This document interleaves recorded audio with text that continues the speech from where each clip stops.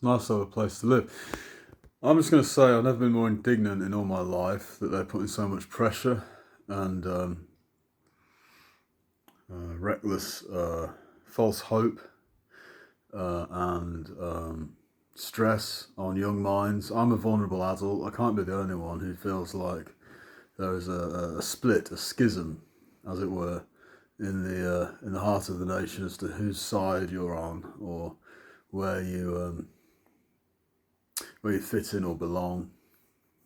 People shouldn't be made to feel like they're in the right or wrong based on what religion they trust in, or in who they like, or who they're prejudiced, who they don't like. And that is exactly what is going on.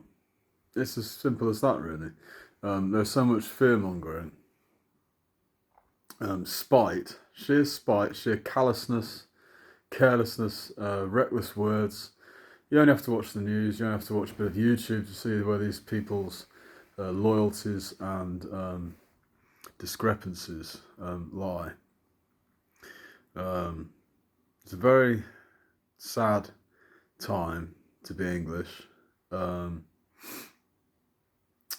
without using vile words that include the suffix phobia. I feel discriminated against purely of having to make this sort of stand without any backup from anybody, including any of my friends. Or indeed anybody who's supposed to be in charge of Facebook. They've let this happen.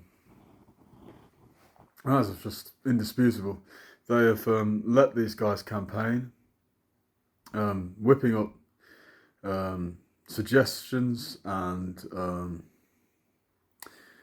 diatribe and rhetoric for ages,